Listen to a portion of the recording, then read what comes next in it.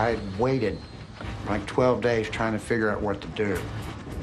I didn't want to turn my brother in. I felt guilty about the people dying. I was utterly confused. I didn't know what to think or do. Welcome back, listeners. And Hamilton resident Glenn Edward Rogers is top of the news for all the wrong reasons. Glenn Edward Rogers, he's wanted by Los Angeles, California for a homicide. He's wanted in Jackson, Mississippi in connection with a homicide. He's wanted in Bossier City, Louisiana for another homicide. He's left a trail of mutilated victims. Come on, let's go! Authorities warn that Rogers is armed and very dangerous. I came to a realization I wasn't turning in my brother. I was turning in a serial killer. My brother hadn't lived there for a long time. In 1995, my brother Glenn Rogers was arrested in Kentucky, wanted for killing women across the country. Could it be my brother was really the worst serial killer America has ever seen? Right here, give me a grant for me. How many people have you killed, Mr. Rogers? Huh? How many people? Glenn Rogers is my brother. He said they haven't even scratched the surface. He said 70. He had murdered 70 women. Did you do this, Glenn? Did you kill those women, Glenn? One-on-one alone. At the jail, you interview me. Did you kill the women?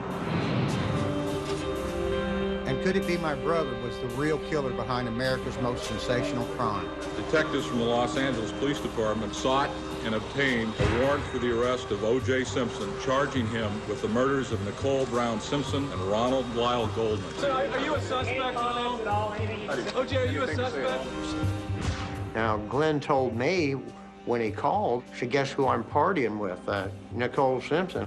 Actually, what he told me, he says, they got money, they're well off, and I'm taking her down. My brother is killing dozens of people, and I'm the only one who knows it.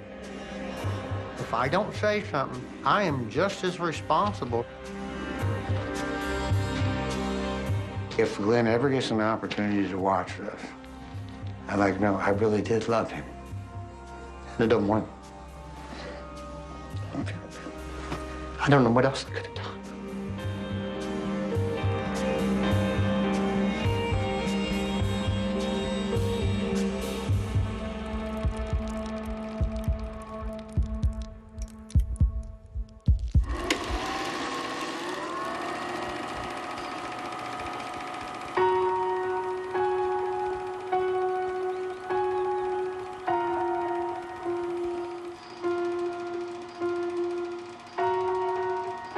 When I see Glenn as a baby, I just wonder what went wrong, what happened to him. You know, he's just a little innocent child to grow up to be a monster, so they say, and kill people. I don't know what happened. How many people did you kill? Kill him, Glenn? I think you either go one way or you go the other. You get filled with love or you get filled with hate and anger. It's what you get filled with first. If you're cared for and loved and encouraged, then you're going to turn out a good person. If you're beaten, tortured, starved, and deprived, you're going to turn out like an animal.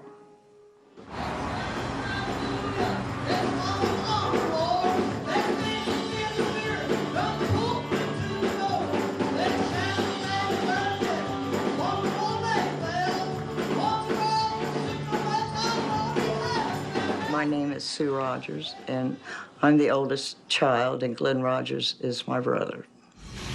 My mother's name is Edna Mae. She was always into church, a full gospel Pentecostal, and they used to sing on the radio. And she was brought up real strict. You know, she couldn't wear pants or shorts. She had to wear skirts real long and no makeup. And they went to church like 3 or 4 times a week.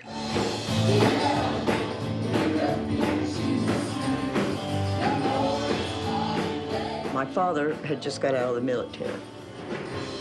Oh, my mom said he was the most gorgeous man she'd ever laid her eyes on. She wondered why he would pick her, because he could have anybody he wanted. But she was beautiful, too.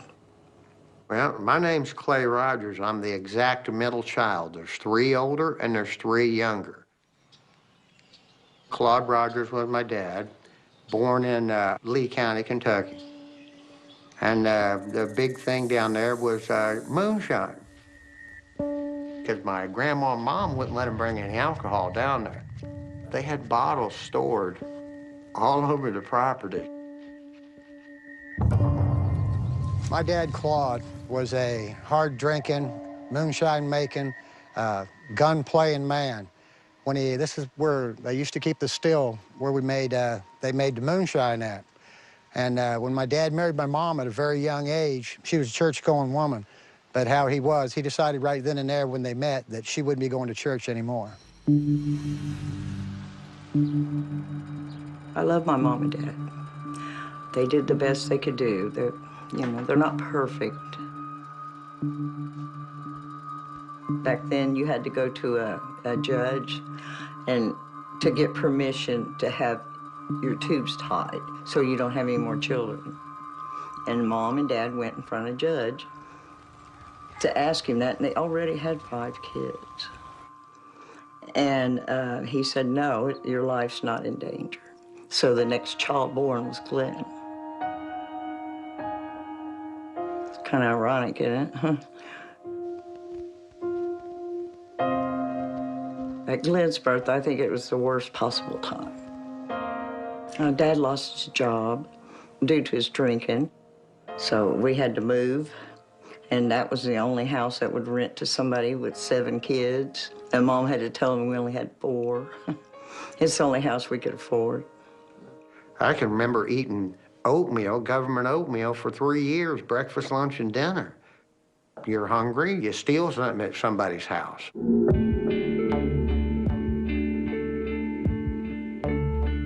The police didn't, when we got out there and got in trouble, they took us to a nice place and gave us soda pop and potato chips and took us to a safe place to sleep, and there was no deterrent.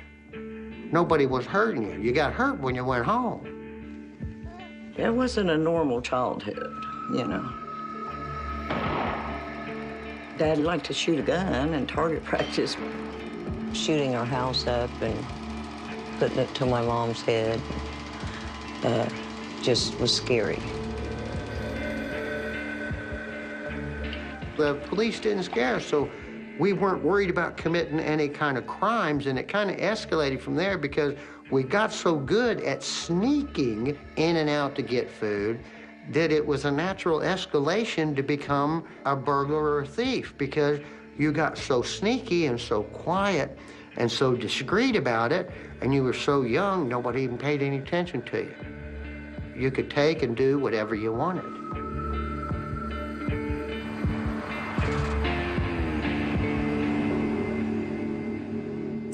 I was about 11 years old, and Glenn was about 8, when I took him on one of his first burglaries.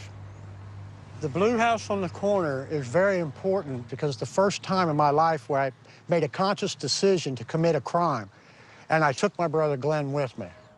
We ended up almost being caught and jumped off the roof. We got away at that time.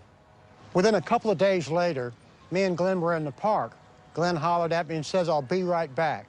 Didn't know what he was doing, but he went right into that house with a lady in the yard hanging up laundry. Went in and took her money, came back out the front door and over to the park to me.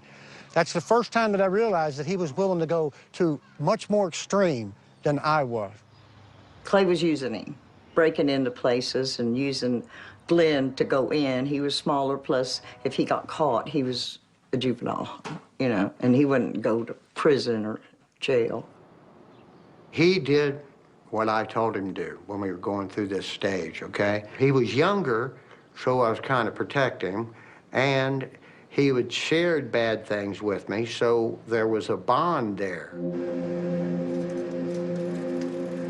What I've been doing is going through the microfiche at the libraries and looking up old stories about us, like this 100 burglaries in 90 days that we were arrested for back in 1973, 74, and 75. The judge branded me the ringleader, so I got sent to reform school, then I got shipped off to the Army when I turned 17.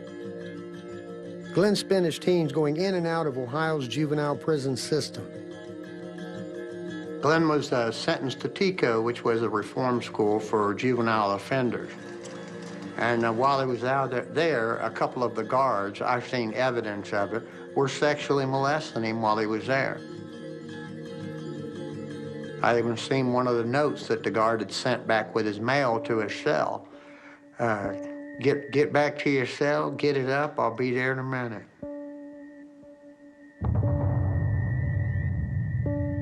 Nobody cares for you on the outside. Nobody cares about you on the inside. You know, you're going through hell. So when you get out of that situation, I went up and got him. Hey, do you think he's can be a normal person by then? This is a sad state of affairs.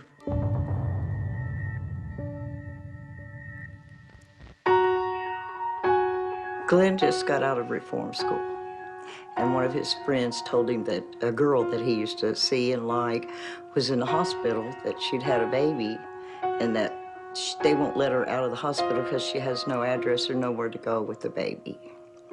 So Glenn went up there, and next thing I know, he come to the door with Debbie and a little baby. He loved Debbie.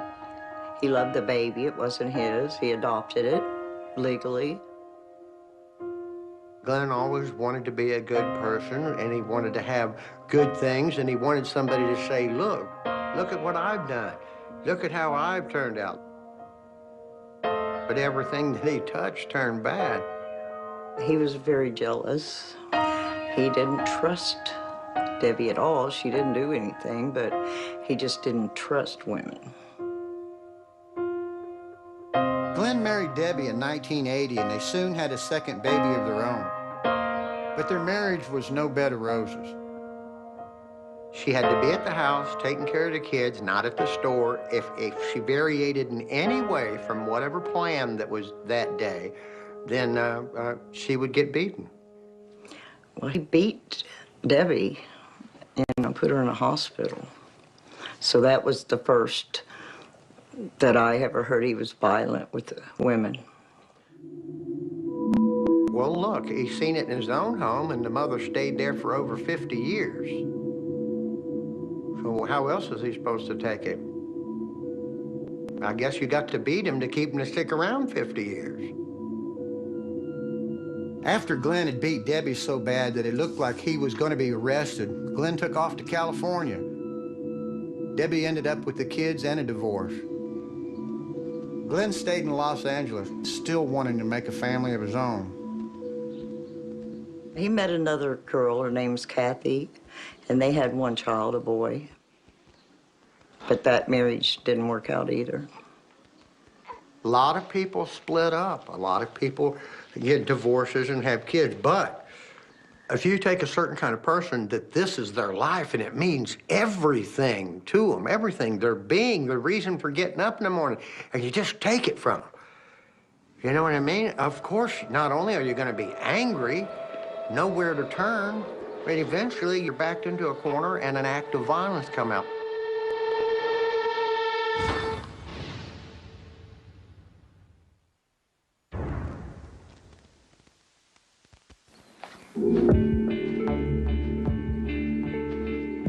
After Glenn split from Kathy in 1984, our dad Claude got sick and died. Glenn started to unravel even more. He was doing drugs, getting arrested a lot, and traveling across the country when he wasn't in jail. And when he came back home to Hamlin, he'd be more violent, taking more risks and more chances. This is a sketch of an armed robber that robbed a gas station down the street from my sister's house with a steak knife, a butcher knife. Well, it was, my sister showed me the same newspaper article. She was going to lose her home or be evicted, and Glenn went out and robbed this gas station store and brought her the money back to save the house. The significance of him taking a weapon is he was not leaving without the money. If that person did not cooperate with him at that time, Glenn would have probably killed him. This other article is from the first time that Glenn had got in trouble, and the police offered him a way out. It was 21 people were indicted on drug charges in one night, and all charges were dropped on Glenn, which taught him that he could get away with doing anything he wanted as long as he cooperated with the police on the other side. I've got to know him pretty well. The people in my unit knew him pretty well. Glenn was a really smooth talker. He was a likable guy. He was a drug user himself, so a lot of people had sold to him in the past. Glenn was the one that approached the narcotic unit wanting to be able to work undercover. Glenn worked with a lot of different agencies, and I think a lot of law enforcement agencies may have provided some little training there that helped him kind of get out of some of the problems that he was in that maybe had he not seen all that, he would have not known how to do it. Glenn was using the police as much as they were using him. No matter what you're doing out there in the street, no matter what kind of dirt you're doing, if every time the law picks you up, they let you go in order to work for them, you start to thinking you can get away with anything, even murder.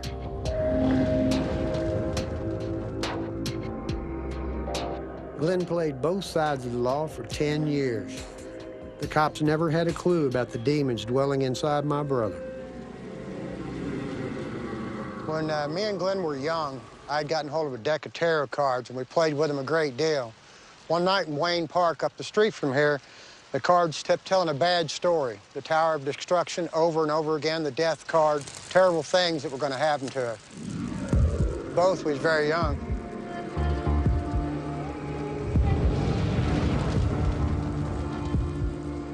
We'd grown up superstitious kids. We'd never gone to church, but the old-time religion we'd come from found us anyway. One time, Glenn and I got taken to the ceremony of the Sin Eaters, where we saw a man eat food off a dead body to rid the deceased of their sins.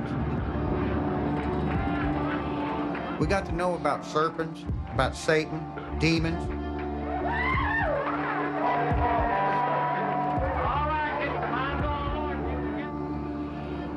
But Glenn and I didn't grow up praying, we grew up robbing. Maybe it ain't so surprising that when the chance came our way in our 20s, we were tempted to call up a demon for ourselves. We'd had a couple beers, so we start chanting. It was like it uncontrolled, like it kept coming faster, faster, and faster. It's like you can't shut up, right?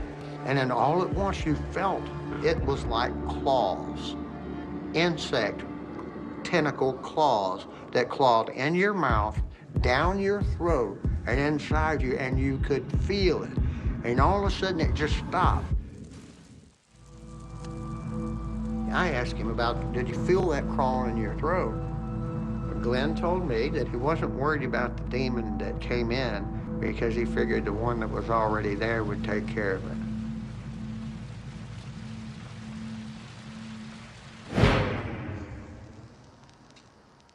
Calling up that demon gave me my first clue that Glenn really did believe something evil lived inside him. We both did. Looking back, it was a sign that Glenn had bad mental problems and no one was giving him help. The danger signs were there in 1992 when Glenn was back in Hamilton and living with a new girlfriend. I had just done 6 months in jail. Glenn had picked me up from the Greyhound bus station in Cincinnati after I'd gotten out. He drove me to a trailer where he was staying with a cockatiel girl that had all these birds. And he talked terrible about this woman. She's actually sleeping in the bedroom in the front.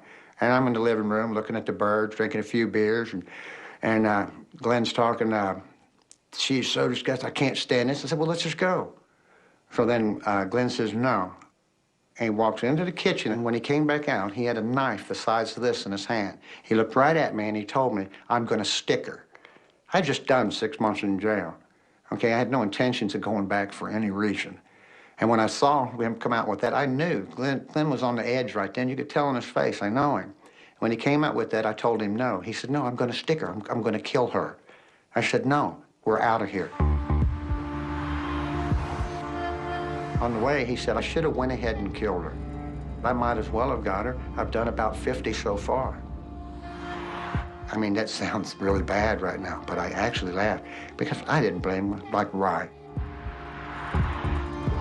I thought he was just spouting off, throwing a temper tantrum.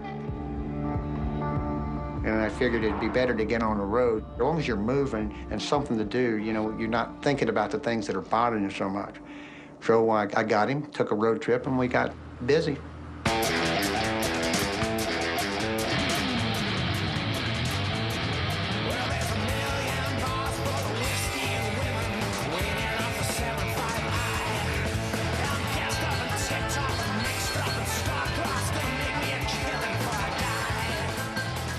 Glenn and I, we're hustlers and con men on these road trips, and we did many different things. Hustling the bars at night.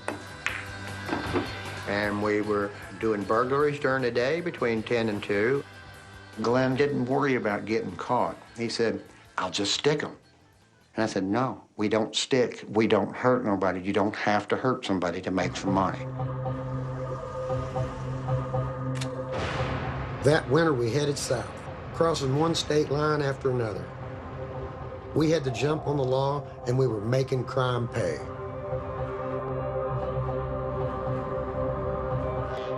All that trip, I'd heard Glenn mouth off about killing.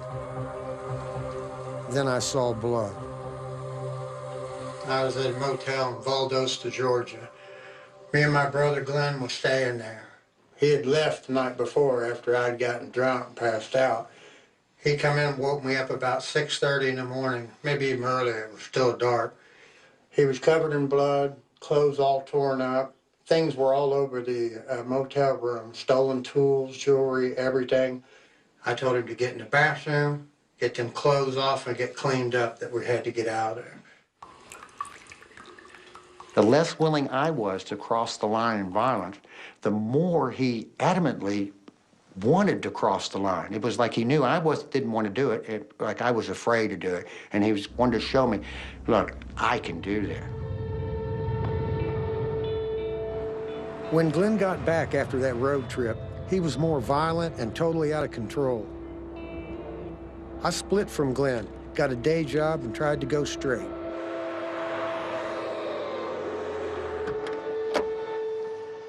When I worked at a donut shop in Covington, Kentucky, one evening late at night, Glenn came to my house, driving the car, yelling up the window for me to come down, because he said he had someone for me to meet.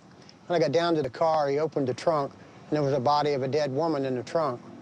Of course, he kind of freaked me out a lot. I told him to get that thing out of here. That's not the first time or the second time that he had done that. He's come to my house and told me that he's had a body in the trunk. I got one in a duffel bag.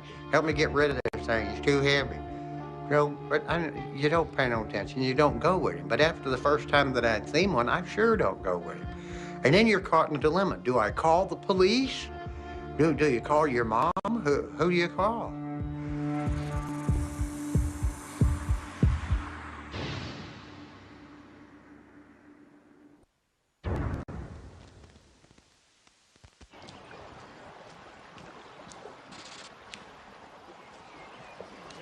At the end of 1993, me and my brother Glenn had been cutting tobacco in Kentucky when I got into a fight and went to jail for a couple of months. When I got out, I headed for the hills to our old family farm. I went to the cabin up here to stay for a few days, and I noticed that all the furniture in the cabin had been thrown into the back room. And I walked to the back room over here, and I started pulling things out, you know, to get some cushions together and some place to sit, because I planned on staying a few days. Well, I reached down to grab this blue blanket and pull it out of the way, and as I did so, an arm came out of the side of it. It shocked me to death. I wasn't sure who it was or how it got there. All I know is I wasn't going to be the last person to leave this cabin with a dead person in the back room. And as I was leaving, on this wall written here was a message that said, the shit is going to hit the fan. Get out of here. I knew it was Glenn that had left the message because he had signed it with my dad's shot glass, and only he would have done that.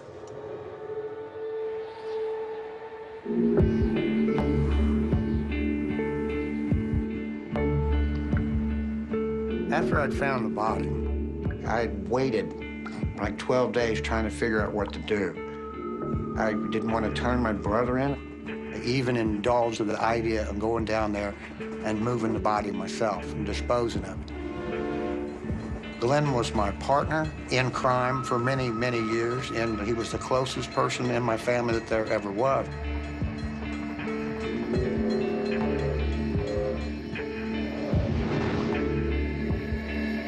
I was in turmoil.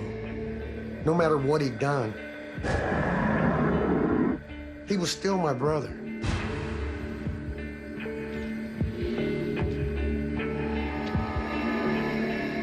I soon found out that body belonged to Mark Peters. Mark was a friend of my mom. To help my mom out, Mark had offered Glenn a place to stay in his own home. Soon after Glenn moved in, Mark went missing.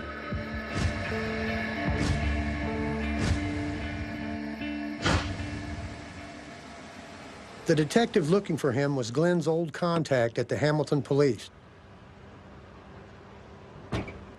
At that time, what happened is it came across my desk a report where a Mr. Mark Peters, who lived in the Lindenwall area of our city, had disappeared. We did a lot of newspaper articles and stories about Mr. Peters. There was all types of public service announcements trying to have people come forward and talk to us about any information they had about Mark. Now, I had two choices. Turn my brother in or cross that line and join you. I think one of the reasons why I didn't become a serial killer and took a different path is because of the tattoos that I had put on my body.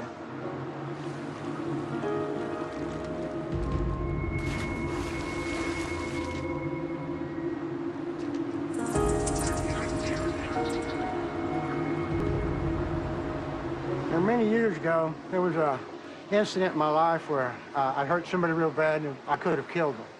A friend of mine done tattoos. I had him put a 13-inch dragon on my right arm. It represents the great dragon, the serpent from the Old Testament, the devil, evil. I'd had a tear put on my left arm. It's a ball of fire with a demon coming out of it. That's to remind me of what happens when this takes over.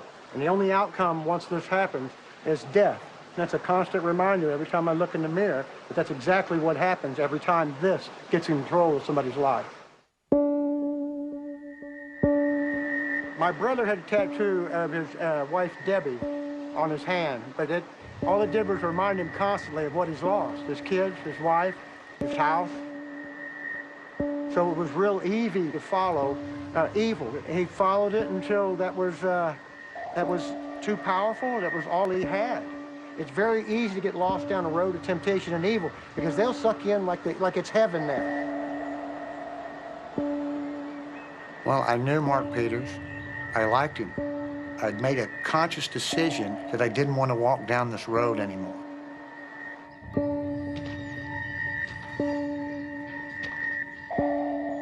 So I called Detective Kilgore, and he told me to come in and give him a statement.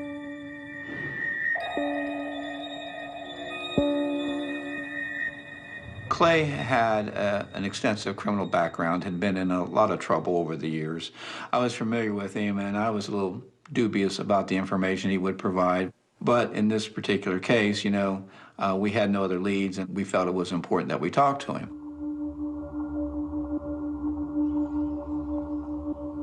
Well, when we walked up to the cabin, some of the officers there with us began a systematic search when they started moving some of the debris in the house, and I remember them seeing a foot stick out of this blue blanket. And at that point in time, I thought, we have found Mr. Peters.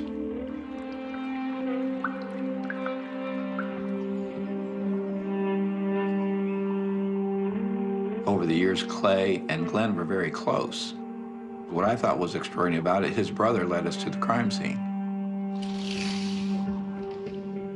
This is the first time in my life where I felt I was doing something that was so right that I actually felt good inside. I came to a realization that I wasn't turning in my brother. I was turning in a serial killer. My brother hadn't lived there for a long time.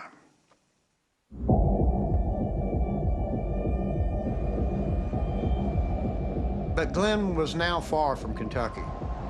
He'd gone back to California, and soon he was calling me saying he was hanging out with Hollywood types like Nicole Simpson.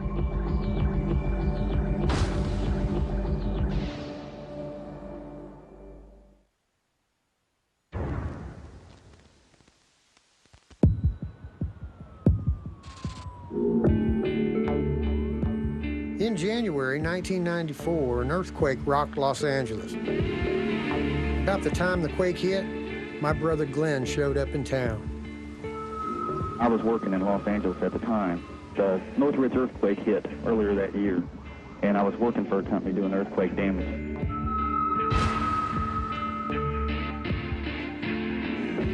A few months later, Glenn risked coming back home, even though Ohio police wanted him for questioning. In 1994, Glenn was living in L.A., and he came back to Hamilton for a visit, and that's why I decided to have a cookout and have my family over. He told me that he'd met this beautiful girl out in California, and her name was Nicole, and said that he'd done work for her in her house, and said that they went out a couple times for drinks. And he said, you know, Sean, my daughter, and her look so much alike. And he said, she's married to this football player. See, he don't know much about sports. And he said, this football player, and he's black. He's famous, but I don't remember his name. He just remembered Nicole.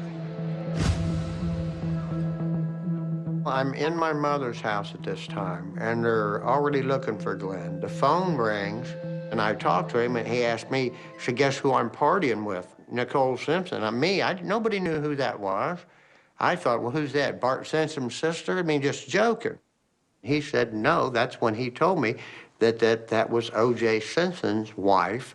Actually, what he told me, he says, they got money, they're well off, and I'm taking her down.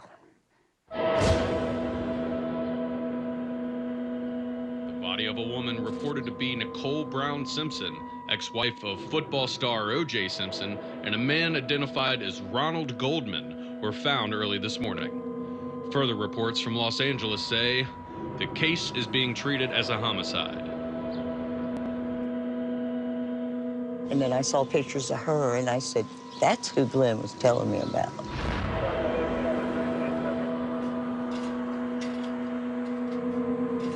Detectives from the Los Angeles Police Department sought and obtained a warrant for the arrest of O.J. Simpson, charging him with the murders of Nicole Brown Simpson and Ronald Lyle Goldman. I read how the L.A. District Attorney charged O.J. with the murders. I believed my brother was involved, but who in the hell was going to listen to me? Meanwhile, investigators for the defense found signs that pointed in Glenn's direction. This is where the murder happened. Straight across the street was Nicole's place. The most significant witness in the whole case was Tom Lang. Lived down the street. He came up to this corner, started to walk across the street, gave a verbal command to his dog, and he spotted Nicole Simpson. He locked eyes, as his words, he locked eyes with her, and then went that way. He also noticed a man in an angry stance right in front of her gate, and he described that person as either white, Asian, or Hispanic, but definitely not African-American. He saw a white Ford F-350 vehicle parked in the street. It would be my wish to find out who it was that was driving that Ford F-350. Letters and pay stubs show that Glenn was living in Hollywood and working for a company fixing houses and painting across the city. As a painter, Glenn had access to a white pickup truck, like the one seen at Nicole's place. And there were more clues tying Glenn to the murders. We felt throughout the criminal case and to this day that that killer came from the world of Faye Resnick. Faye Resnick was a friend of Nicole's. Faye Resnick was a drug user. a drug abuser, a drug addict that had gone into treatment. She hung with people from a very dark world. Glenn told me that he had set up Faye Redmond and Nicole Simpson, and they met him at a Van Nuys nightclub. He set them up to rob them. Whether or not he was going to kill them or not, I don't know. He expected just the two girls to be there. But I guess that Ron Goldman showed up.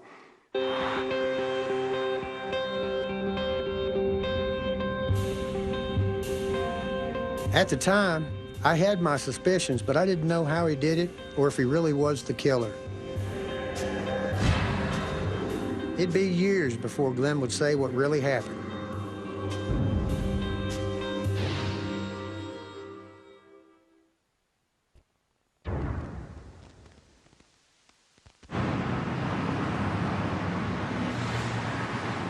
After the Nicole Simpson murder, Glenn laid low in Los Angeles, California. In September of 1995, he was living in the suburb of Van Nuys. He was using a fake name to cover his past. He'd been hanging out at the local bars trying to meet women when he zeroed in on a 34-year-old mother, Sandra Gallagher. Sandra Gallagher had gone to this bar because she had won a lottery ticket. She had won $1,200, I think it was, and she went out to celebrate. While there, she was introduced to Glenn Rogers, a mutual friend, and she ended up giving him a ride home.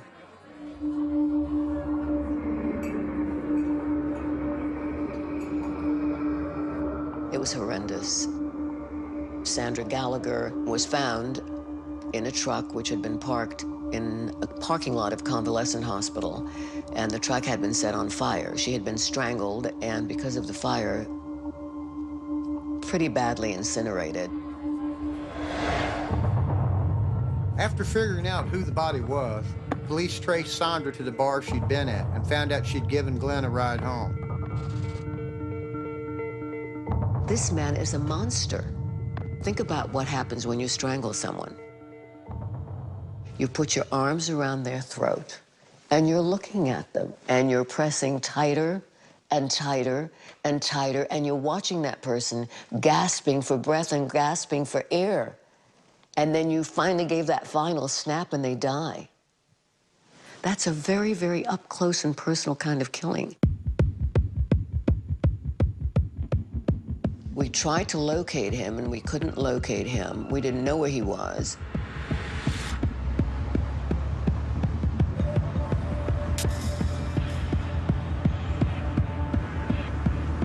Glenn had skipped town. He was heading out east, crossing state lines to keep out of reach of the LA police. He hit Jackson, Mississippi a few weeks before Halloween and took up at a carnival that was in town.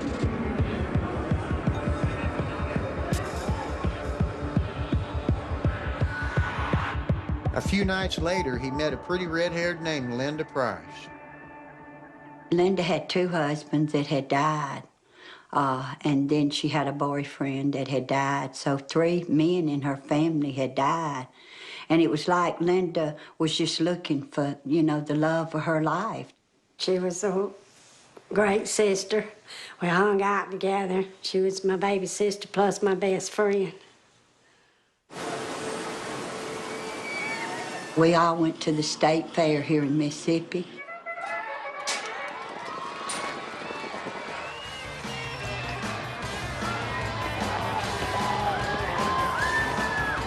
She was walking around the fair and that Glenn was behind her, took a piece of her hair and said, "That's the prettiest red hair I've ever saw." Said, "You're beautiful." She said, "Look, Marilyn," said, "what do you think about him?" Said, "Ain't he good looking?" I said, "Yeah, Linda, he is nice looking." Well, you know, to tell Linda that, it was like she was wanting that attention. And it seemed like he did give her that attention that she needed. She said, "I think I met the right one this time." 3 days later, they went and put in for apartment and put the apartment in Glenn and Linda's name, you know. And they lived there 3 weeks. They come out to the house and they sit in the backyard and he was saying that he had met Nicole Simpson, that he had actually worked in her apartment. I told Linda, I said, oh, Linda, he's picking at you. He's never met no Nicole Simpson. I come in from work one day, and I went by the apartment, and he said, you're the bestest mama and grandmother I've ever saw. He said, you are so good. He said, I wish my mother was more like you.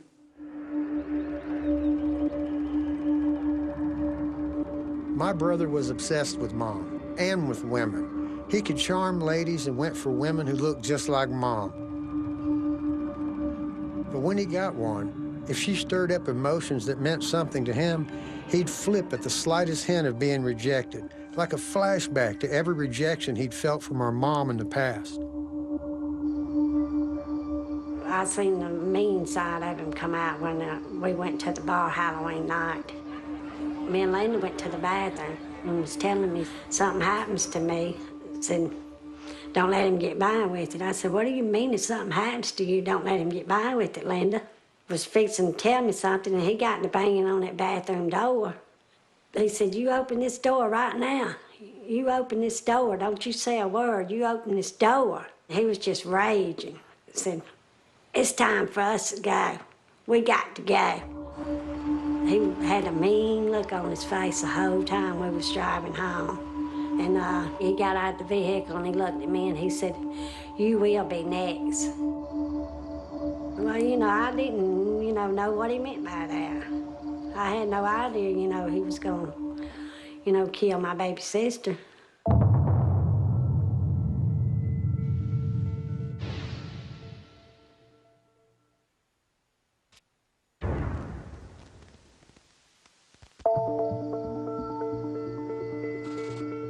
I received a call from our dispatch that a female body had been found in South Jackson.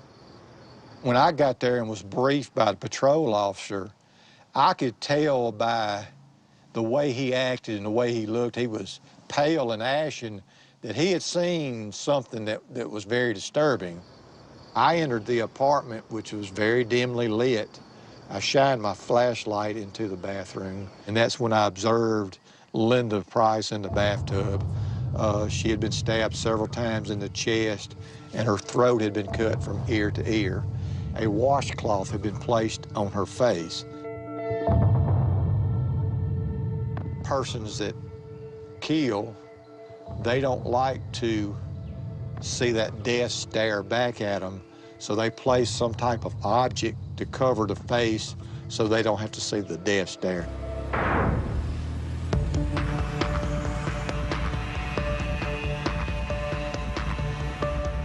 I found out later Glenn got the hell out of Mississippi and crossed the state line to Louisiana so local police couldn't come after him. Then my sister Sue got a call from Glenn out of the blue. They'd been really close growing up. It was like early evening when phone rings, like, hello? And it was Glenn. He started talking to me and he scared me, his voice and his laugh. And it sounded like he was possessed, like it wasn't Glenn. I knew it was Glenn, but he was something wrong with him. And then he said, yeah, guess what I'm doing? And I said, what? And I kept hearing this. And I said, what? And he said, I'm smacking these girls on their butt. And I said, Glenn, what are you talking about? And he said, they're dead. And I'm smacking them on their butt. And it freaked me out. And he was laughing, real evil. He said, I'm not going to turn myself in. It's too late. These women don't know who they're messing with. He said that they haven't even scratched the surface. He said 70.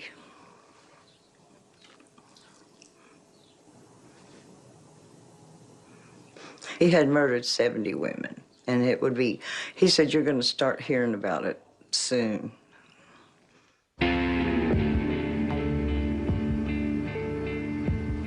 By the next night, he was at the Bossier City strip of bars and motels, doing what he'd always done, looking for cheap beer and pretty women. He found just that in 37-year-old redhead Andy Sutton and her friend Teresa. Back then, I was going through a divorce. I was just kind of scared to be on my own, and I ran into Andy and met her in a bar, and she just brought me out of a depression and taught me how to live, and we became really close friends quick. I told her she could come stay at my house, you know, that I slept on the couch anyways. She was family to me. We were at the bar, and this guy went by, and she's like, I like that. His name was Glenn Rogers. Love was a big word, you know, and for her to say she loved Glenn was out of the ordinary for her, because the man was a dime a dozen in her opinion, you know. They were all the same, but this one was different. He stayed that one night, and we took him to the bus station, and he looked at me and, like, really cold and told me, you take care of her now, you hear? And I was like, I will. Dude, go get on your bus. Glenn had spun a story about having to buy a car and headed south on a one-way ticket to Tampa, Florida. A couple days later, I'm contacted by the Tampa, Florida Police Department. They had a female victim down there. Glenn Rogers is a suspect in their murder.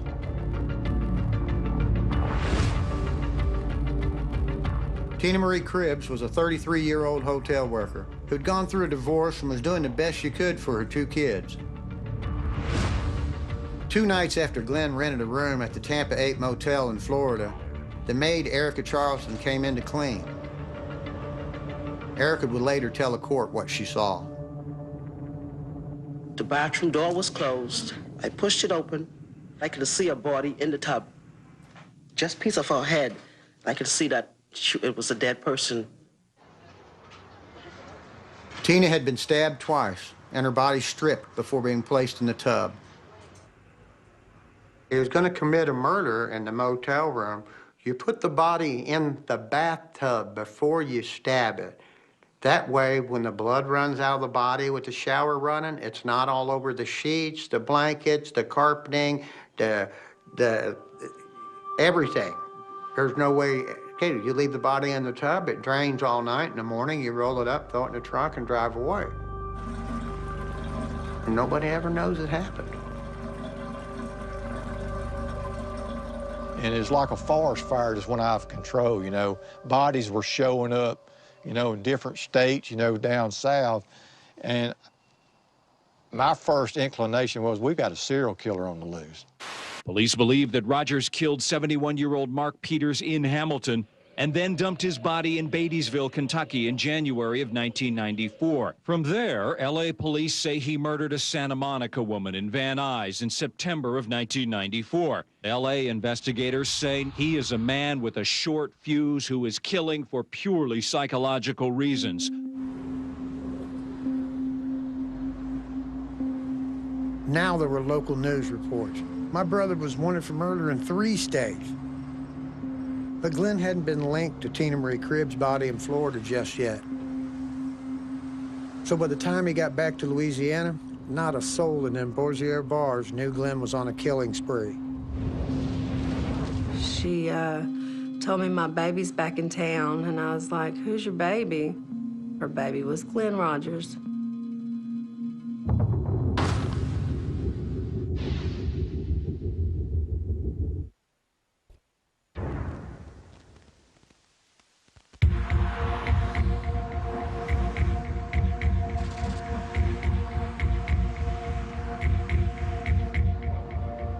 On Wednesday, November 8th, 1995, my brother Glenn met Andy Sutton at a bar in Bossier City, Louisiana. And then they went back to the apartment she shared with her roommate, Teresa.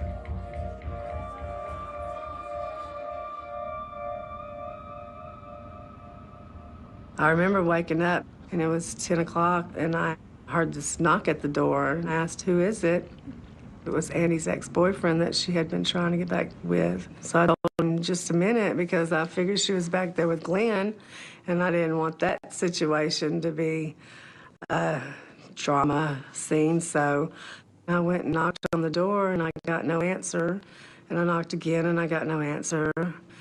And then I finally just opened the door, and when I went in there, the covers on my waterbed were just tucked like there was something wrapped under the blanket. And I called out her name, and I heard nothing. And then I pushed on the blanket, and still nothing.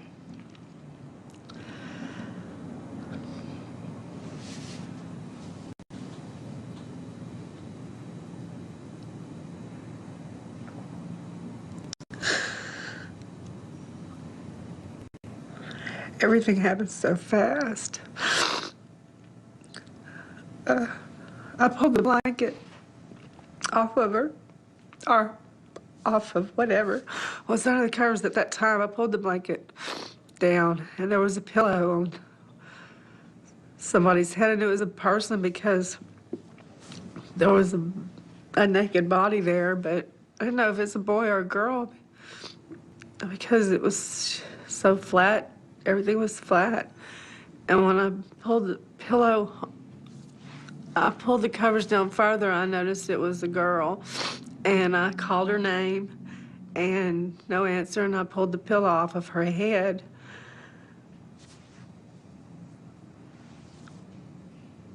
And she had this horrible, excruciating look on her face.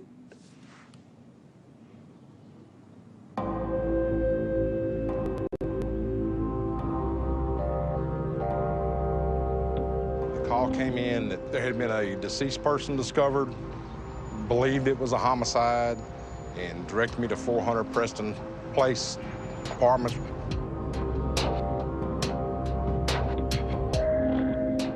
There was a pile of dirty clothes next to the bed.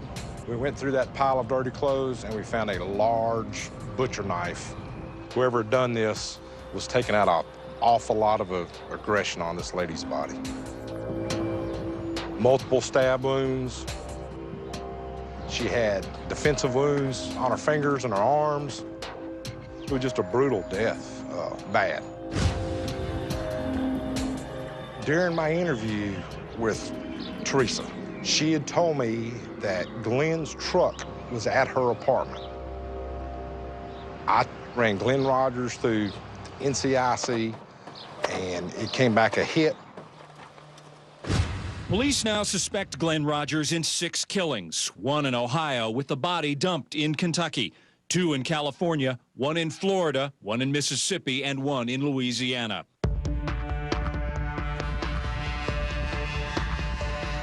My brother had killed 3 women in a week, and that was all over the news, all over the country. Hamilton homicide investigators say they are working with Kentucky State Police and the Los Angeles Police Department in the widening hunt for Glenn Rogers. Paul Schaefer was a local reporter who took a personal interest in trying to stop the killings. He even went to see my mom to talk her into doing something about Glenn. On the day I showed up at Edna Rogers' front door, the trajectory and the intensity and the seriousness of this spree and the sense that we all had that this could get worse before it got better, it was very important to reach Edna and at least try and get a message out to him. Glenn, please, if you hear this, I'm begging you, please give up, please. I love you very much, and I believe in you. Please, please give up. When the murders became big news, Glenn's phone calls to my family started turning nasty. I was begging him. I said, Glenn, I'll come to you and I'll go with you. And he said, no, they'll shoot me. There's a shoot to kill on me. And I said, well, what do you want me to do? And he said, I don't know if I would ever kill anybody I'm related to, but I'm not sure. After talking with police officers and detectives and family members and others who had interacted with Glenn in earlier years, it was very clear that he came from a very dysfunctional home. And it was my sense strongly that this was a man that likely wanted to kill his mother and others, but principally her. I know you don't want to hurt me. You love me too much, and I love him. She thought he was coming back to kill her and Bob, her boyfriend at the time. My mom, Edna, had started seeing Bob after our dad, Claude, had been turned into a cripple by a stroke. She'd been nursing my dad back to health for 2 years until his death in 1987, and then moved Bob in, which totally pissed Glenn off. You know, it might seem surprising to people. Why would he lash out at his mother if his father or others were actually the sources of the abuse? And there's a dynamic in dysfunctional families where the person who should have protected him, not necessarily the abuser, but the person that should have protected him from the abuser, becomes the focus of a great deal of anger and hostility. Glenn was killing his mother repeatedly in these women he killed.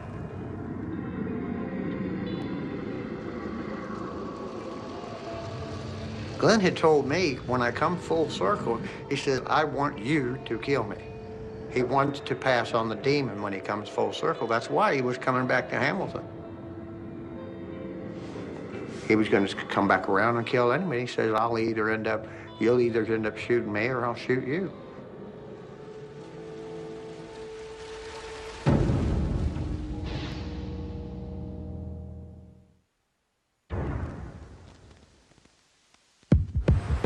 He's left a trail of mutilated victims stretching from Los Angeles to Tampa. On the FBI's most wanted, hunted for 5 murders in 5 states. He's on the run, armed and dangerous. Now it's November 13th, 1995, and my brother Glenn Rogers is the most wanted man in America, with state police and the FBI on his tail. Last seen leaving the murder scene in Tampa. Rogers is Monday. armed and very dangerous. And where is Glenn? He's drinking beer down the road from the family cabin. When the police spotted him, the chase was on. He rolled his window down, threw a beer can out, hitting on the front of my car, on the hood of my car. He then drank another beer and threw it out, hit on the hood of my car. I was afraid that this may be a bit shootout. You know, he may decide this is the way I'm going out. The police set roadblocks on Highway 52. And federal agents picked me up to be a negotiator if Glenn got trapped and started shooting. At the time it's happening, I didn't have a lot of time to think about what I was actually doing. I was mainly in shock at what was going on, at what they thought that my brother had done and what they had planned to do to him. Come on! Come on! Let's go! They were hoping to get there in time to prevent any problem that might happen with his arrest. Keep him from being shot and killed.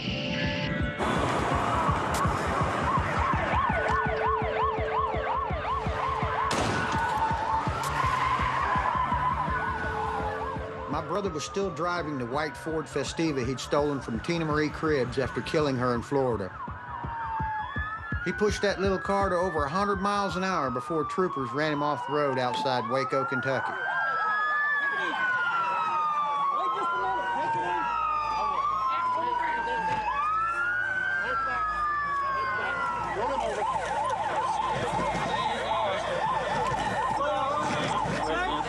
You okay? Everybody's all right. Everybody's all right. I'm all right. Get up, in front. Where have you been hiding, Mr. Rogers?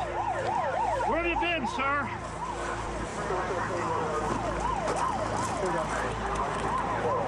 How many people have you killed, Mr. Rogers? Huh? How many people? You know, looking at this is emotional for me. This was a victim's car, and in that car was pieces of her jewelry and earrings, and there was a lipstick thing, and seeing that car made it very, very, very personal. Glenn, did you do this? One-on-one, talk to me in person alone. Did you do this, Glenn? Did you kill those women, Glenn? One-on-one alone. At the jail, you interview me. Did you kill the women? You hear me? Did you kill these women, Glenn? No.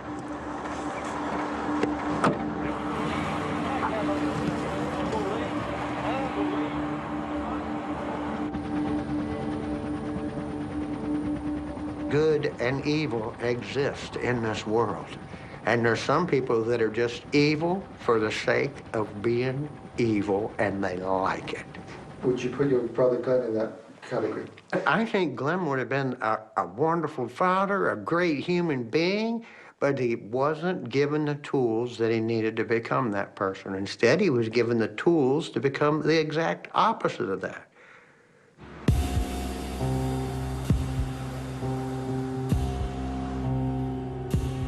Police took my brother Glenn to police headquarters in Richmond, Kentucky for questioning.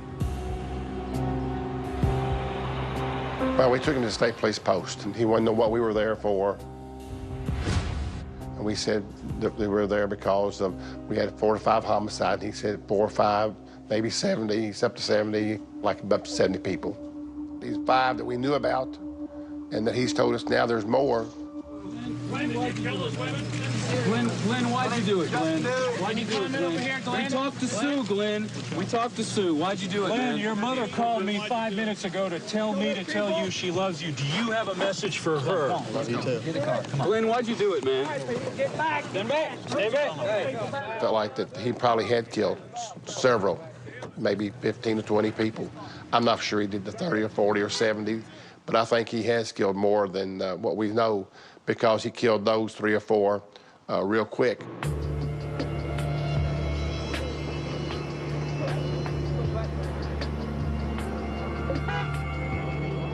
This is November the 14th, 1995, jail docket for Madison County, Kentucky. I'd like to call the case of Glenn Edward Rogers. Mr. Rogers? Yes, sir. I want to read to you at this time your rights. When a case like this comes to a climax and a guy like Glenn is arrested, police departments all over the country start pulling out their unsolved cases and looking to see, could he have been linked to this? And this was happening all over. Glenn was under arrest and the suspect killings. There was Cynthia Berger in California, Jean Ludwig in Michigan, Valerie Brooks in Kentucky, Kayla Mayberry in Louisiana, as well as Carrie Gaskins, Kelly Camargo, and Tommy Wolsifer in Ohio.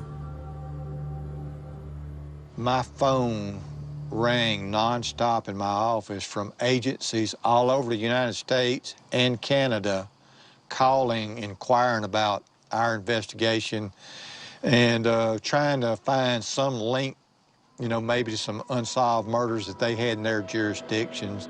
Basically, if Glenn is connected to a smidgen of these other agencies, there's a lot of bodies that he's responsible for in the United States.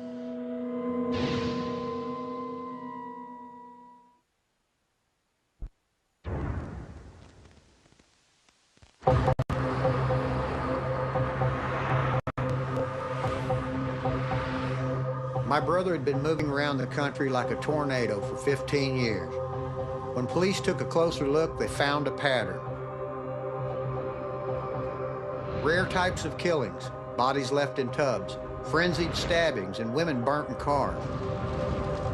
Were turning up in places Glenn had passed through, matching him like a glove.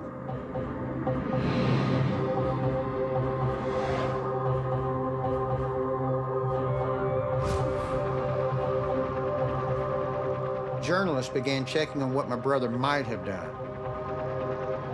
I started walking the streets of Hamilton, asking people if they knew Glenn Rogers. I asked if there were any other unsolved murders in Hamilton at the time. And by now, this was about 1.5 years after the death of Mark Peters, and soon found that indeed there was. There was an Emerson Skinner. Lived 2 doors down from Glenn.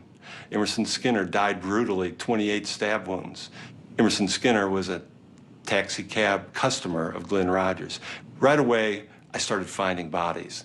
And every time I found a body, there was a trace of Glenn Rogers there. Right hand there with the yellow. Police decided to take a closer look at our cabin in Kentucky where Glenn had left Mark Peters' body. We're searching for any evidence of human remains.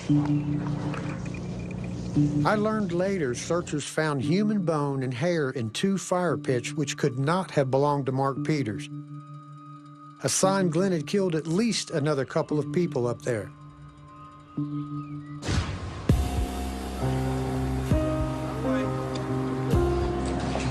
But for all the killings my brother was linked to, only one state could try him at a time. Florida said they had the hard facts to get Glenn convicted and put in the electric chair. Tampa is the last place Glenn Rogers wants to be, but he lost his 6-month battle today to stay out of a state known for its executions. If prosecutors get their way, Rogers won't leave Florida alive. From the first time I talked to him in Hillsborough County Jail, I told him his only recourse was to come clean, and at least that way they would know that he was sick to begin with, and he'd have some shot, or maybe life in prison. He has something that he most definitely wants to say, not sure who it's to. It turned out it would be a criminal profiler called Anthony Mioli who first wrote Glenn in 2009. He was trying to figure out what could turn a man into a killer, and Glenn began sending letters back to him. Over the past 2.5 years, we've been writing on a regular basis. It took about 6 or 7 months before I received my first initial breakthrough. Rogers had revealed to me a traumatic childhood event that occurred with his father around 1975 or 1976, putting him around 13 years of age. And he went into great detail. It was the 1970s. I was forced to go to work every day at 3:30 p.m. with my dad. He was a janitor for the United Way in Hamilton, Ohio. On many days, he would bring a lady back with him and go to the basement. On one night, he did the same. Earlier, Mom had called about 10 times. I said he was outside working. She called me a liar and cussed me out over and over again. A while later, the lady came up from the basement and says, "Your dad wants to drink from the jug." The phone was ringing nonstop. She grabbed my face cheeks and says, "You be a good boy." I said, "You ain't my mom. You're a damn whore." She said, "Your mother's a stupid bitch," and walked down the hallway. I got really, really pissed, and the damn phone was still ringing. I jumped up, ran down the short hallway, and pushed her from the back down the basement steps. Then, out of fear from hearing my dad yell, I ran and hid in the closet. I heard screaming and yelling, and then all of a sudden it went quiet. It seems like forever. Then my dad calls my name. "You good for mother bastard? You done it now. You killed her. She's laying on the floor." I couldn't tell if it was blood on the floor or if it was wine. He said, "Boy, we gotta clean up this mess." Kept saying, "You can't tell anyone or they will put you in prison and beat you every day." I felt scared, but good also. It was the first conversation I ever had with my dad. In a strange way, it changed things forever. We got her, put her in the trunk of an '88 Oldsmobile. We crossed the Kentucky Bridge into Kentucky. Then Dad pulls over, drags her and carries her to the side of the road. Comes back, shuts the trunk and gets in the car. He says, "Boy, a snitch is the worst kind of person. When we get home, you don't say a word." But what he didn't know is I wanted to brag to Mom and say, "I killed that bitch for you. She called you a name." But I knew better. After this, Dad didn't take me to work anymore. Didn't even look at me. He said, "Boy, you're no good. I can't take you anywhere." It wasn't any time before I stopped being scared. I hated everyone in our home. I spent the next few years taking it out on other people. If someone didn't like me, I didn't care. I just hated them more. To this day, I don't know if I killed her when she fell down the stairs or if he did, but I was made to believe I did it. Your friend, Glenn Rogers.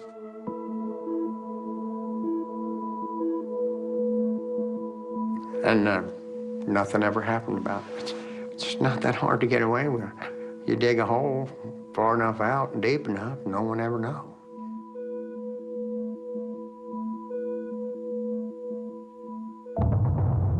This murder was Glenn's first big confession to the criminal profiler. Now Glenn was ready to come clean on another crime, the murder of Nicole Brown Simpson.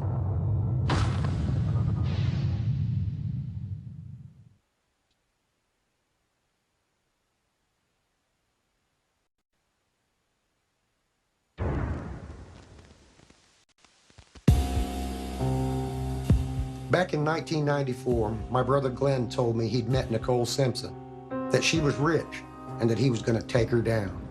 Just a few days later, a neighbor found the bodies of Ron Goldman and Nicole outside her Brentwood home. While I was thinking Glenn had done it, LA prosecutors charged OJ with the crime. The trial began January 24, 1995, with O.J. Simpson charged with killing his ex-wife and her 25-year-old friend, Ron Goldman. Prosecutors used a range of graphic devices to prove their case. The animation showed the government's theory that O.J. Simpson came to Bundy, went through the front gate, killed Nicole, then struggled and killed Ron Goldman, and then left out the back gate.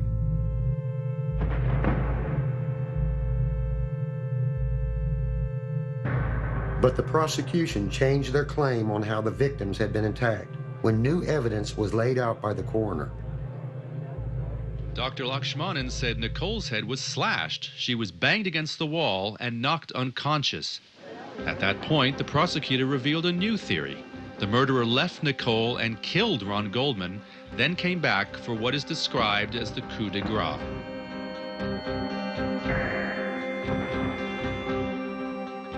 Well, when we first saw it, it presented O.J. Simpson as the murderer, sole murderer, in this alcove. It just didn't fit. By that time, we'd come up with the fact that there had to be more than one person.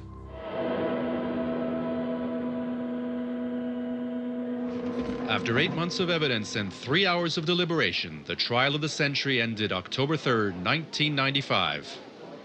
We, the jury, in the above entitled action, find the defendant, Orenthal James Simpson, not guilty of the crime of murder in violation of Penal Code Section 187A, a felony upon Nicole Brown Simpson. How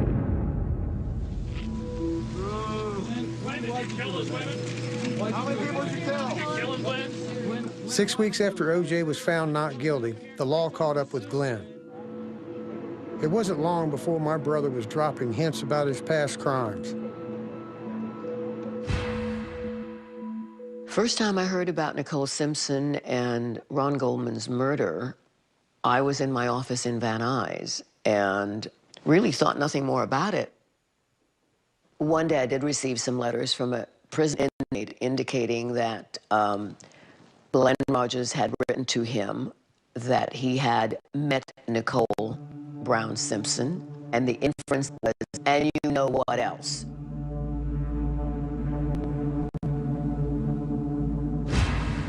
We forwarded it immediately to the O.J. Simpson prosecutors. Authorities ignored clues leading to my brother, and it would be years before Glenn came back to that story.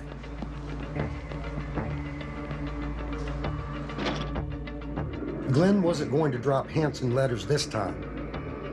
My brother had learned a new trick during his years on death row: how to paint.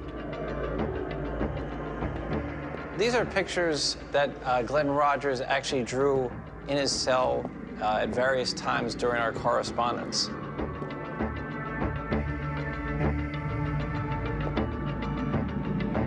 Glenn was even able to paint the demons he believes have lived inside him all his life. Glenn had explained to me the meaning of this piece. Basically, what you see here is two bottomless abysses, and this is the evil within him looking into the deep abyss and seeing two huge tunnels leading down into hell.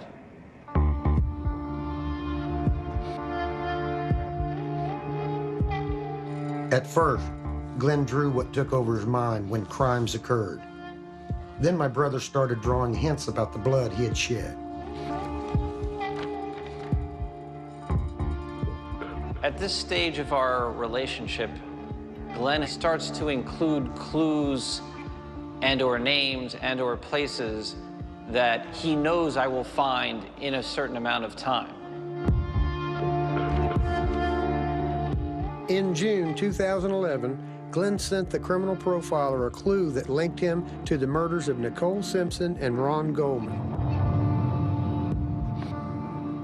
Here you see R-O-N And on this tombstone, you see the letters Nicole, his admission of his involvement in the Ronald Goldman and Nicole Brown Simpson murders.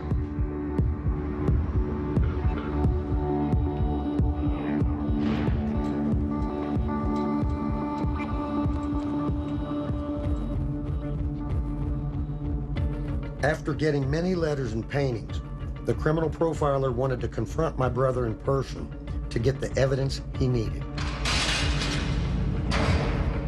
He paid a visit to Florida's Union Correctional Institution.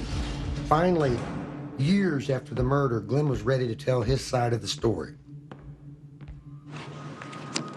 Department of Corrections puts out what they called cold case homicide cards. We would grab different games and talk for 6 hours a visit.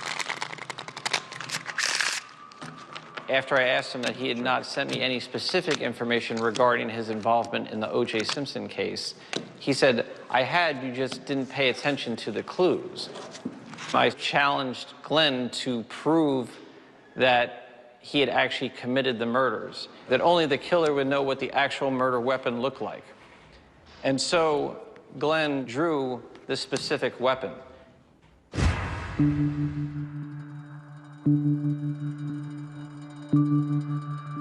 Now, Glenn added a twist that he never told me.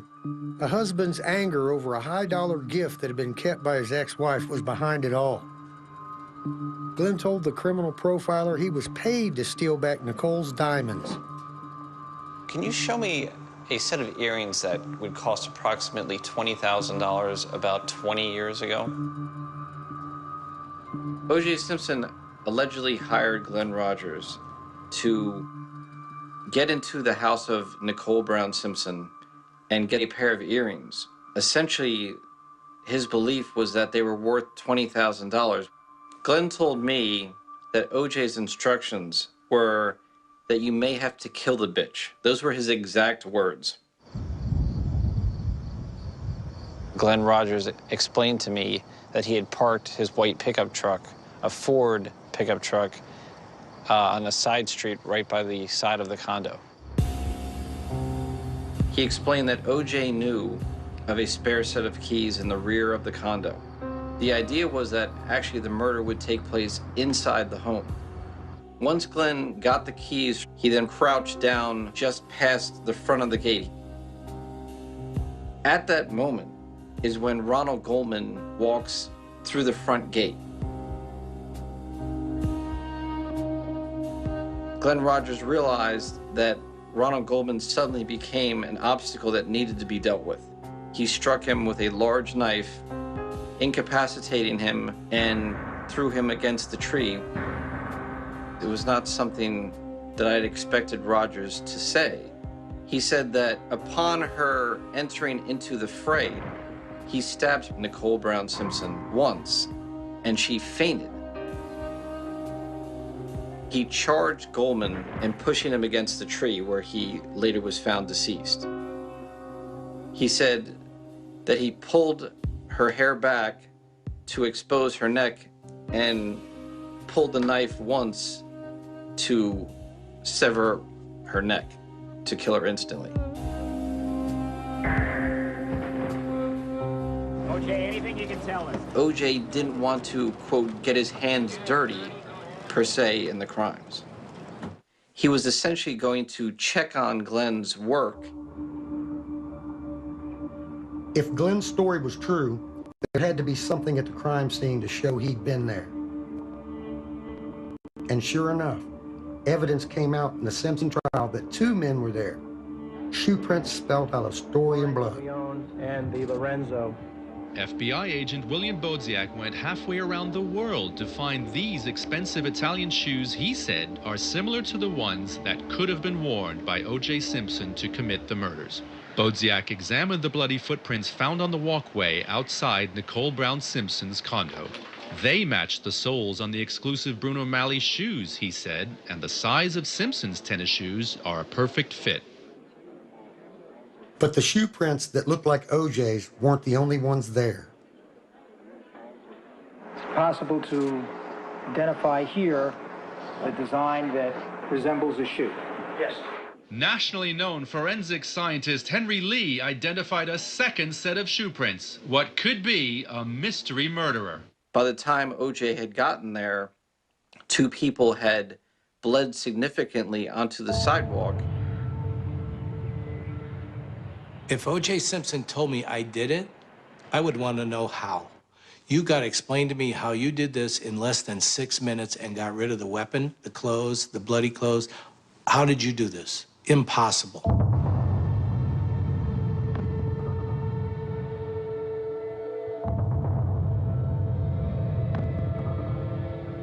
I'm absolutely certain that my brother Glenn killed Nicole Simpson and Ron Goldman.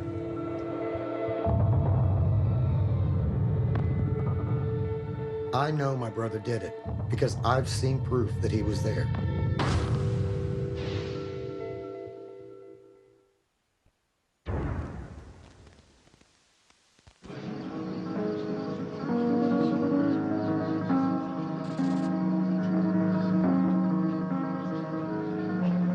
Somber members of the Brown family attended a candlelight vigil marking the first anniversary of the death of Nicole Brown Simpson and her friend Ron Goldman on June 12, 1994.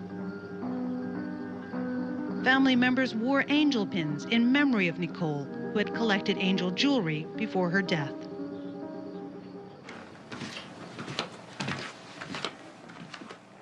I remember the pin. Mom said Glenn sent it to her. And when she went to trial, he wanted her to wear it. In 2010, I'd got another letter from Glenn, and this is what it says.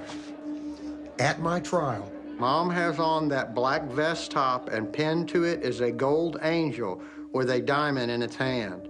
I sent that to Mom the day after the situation in Brentwood. It's something everyone missed. I believe that that angel pin is absolute proof that Glenn killed Nicole Simpson and Ron Goldman. The same pendant taken off her body. The same pendant that my mom wore on her vest into the courtroom in Hillsborough County Jail.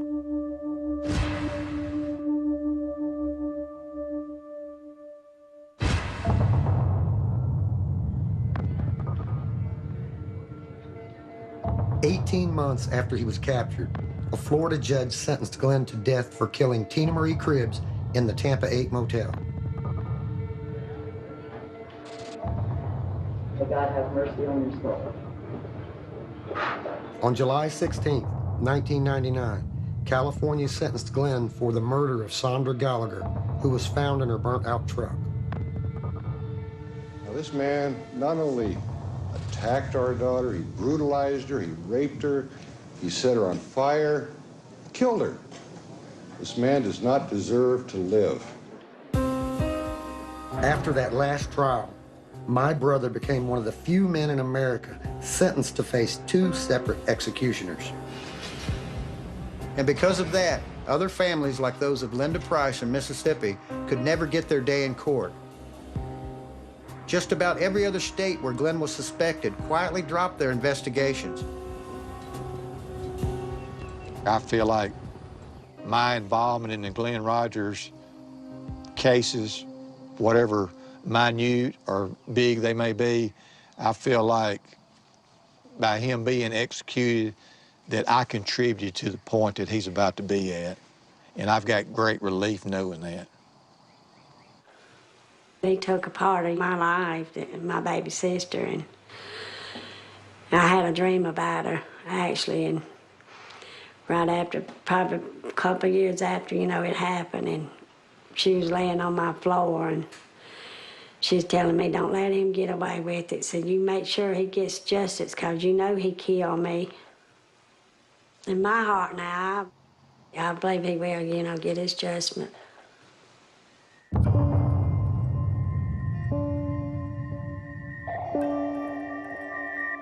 It's been 15 years since a judge sentenced Glenn to die. He's run out of appeals and could be executed any day now.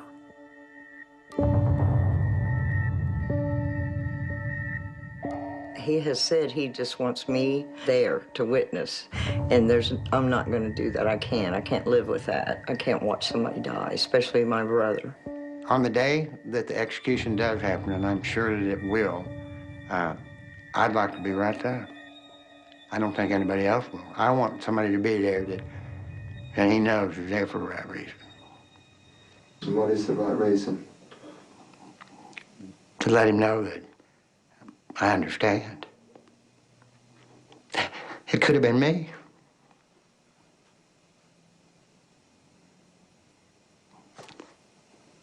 Yeah, I'm about done.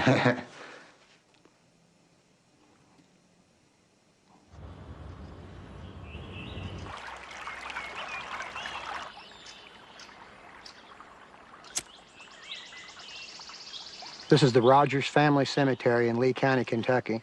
Our family's been buried here since 1840. My brother Glenn is on death row, and this is where he wants to be buried.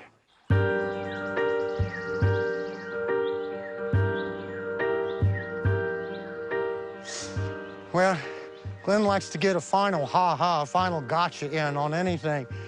And what would be the best gotcha ha-ha to be buried next to his murder victims that you don't even know he did. The dirt is all loose. So's the grave next to it. Glenn told me the best way to get rid of a body is find a fresh dug grave. Move the dirt over, put the body down in there, cover the dirt back up, lay the sod back down. Nobody never know it's there. If there are people up here, we need to know. I got a message, Glenn. Time to come clean. It's getting too close. It's been too long. You know, come clean, bring closure to everybody, and show everybody that you're not the animal that they think you are. Okay? Just do that for me.